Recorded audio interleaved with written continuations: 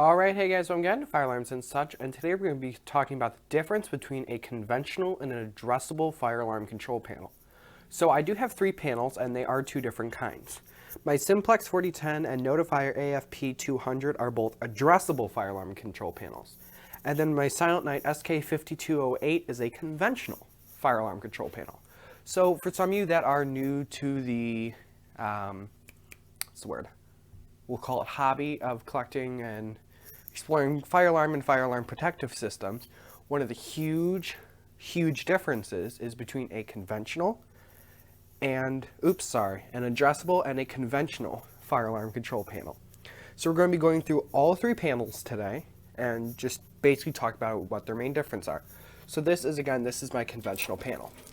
If we open it up, one of the many characteristics of a conventional fire alarm control panel is just huge, long terminal strips with lots of resistors and lots of wires. Now in a real setting, resistors would be out in the field, but because this is a hobby system, I have my resistors in the panel so they don't get broken while changing pole stations.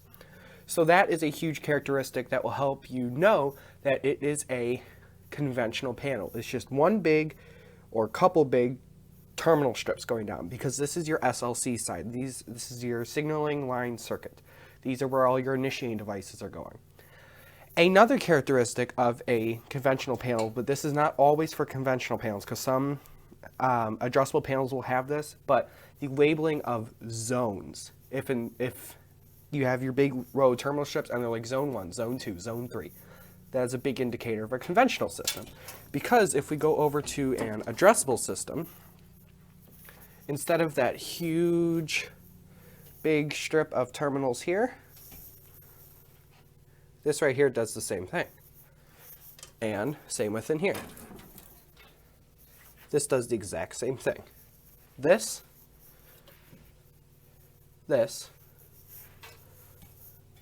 and this all do the same thing.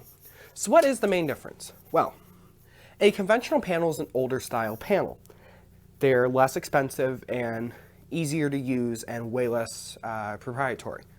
So this one is a 10 zone panel. You can get 5 zone, you can get 2 zone, 4 zone, 10 zone, 30 zone, 100 zones. Like you can get a lot of zones on a panel.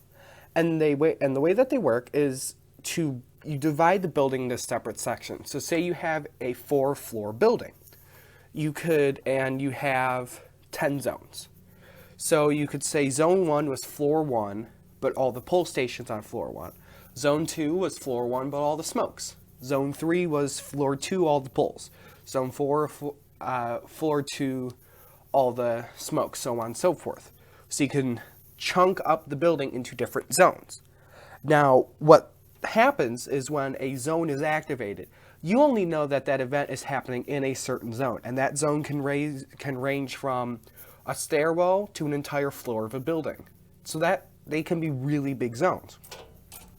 Now with an addressable panel, you don't really have zones. You can have grouping zones for different points, but this panel and this panel use points. So the way this works is that there is one SLC cable that goes out to all your initiating devices. They go down through every initiating device. And each initiating device has a module in it. And these modules, you set the address on, and then it can send out a frequency back to the panel. So I'm going to show you what a notifier module looks like. I have one in the closet here. So this is just a notifier MMX1. This is a monitor module for my notifier AFP. And you see it is set to 0.7 because I have it set to 7. Some use rotary switches like this. Some use dip switches. It's all up to the manufacturer.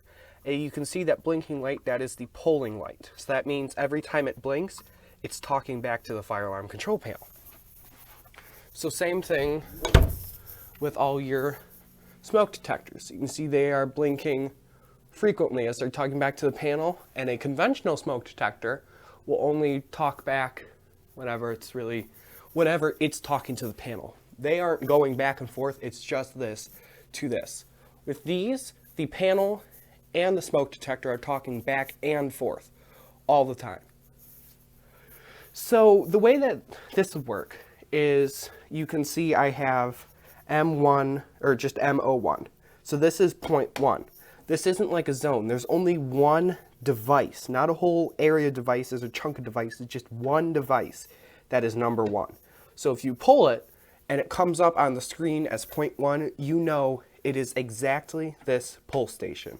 Not, oh, it could be one of the pull stations on the 3rd floor. No, it's pull station 1, which is on the 3rd floor by the west stairwell. You know exactly where it is. If there's a smoke detector that goes off, you know, oh, it's the smoke detector that's 10 feet from the doorway to the stairs on the 4th floor. You don't know, oh, it's just somewhere on the 4th floor. You can know down to the room. Like you say, oh, it's a smoke detector in room 264. And you know that's where the fire is.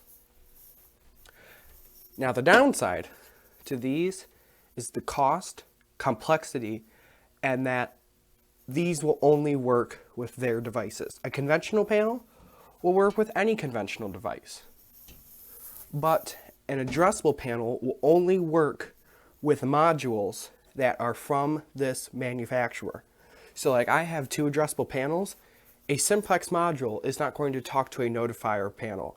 A notifier module is not going to talk to a simplex panel. You need different devices that speak their own language. Each one speaks a different language, or protocols it's called.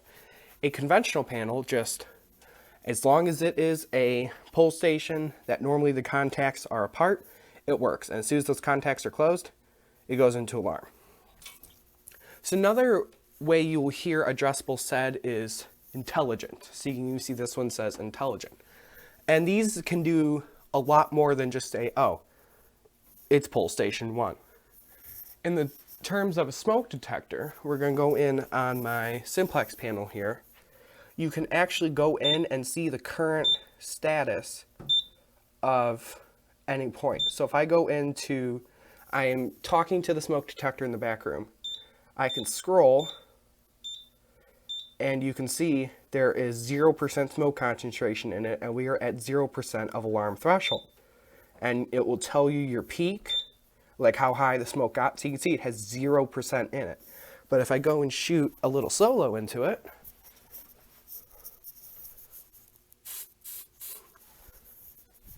this will make the values, hopefully I got enough in there, start to jump up.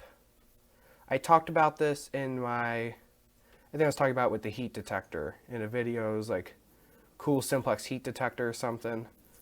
It may not gotten enough in there to register. But you can go in and see the current status of a smoke detector and read it in real time. Nope, it's going to alarm. Crap, I got too much in there.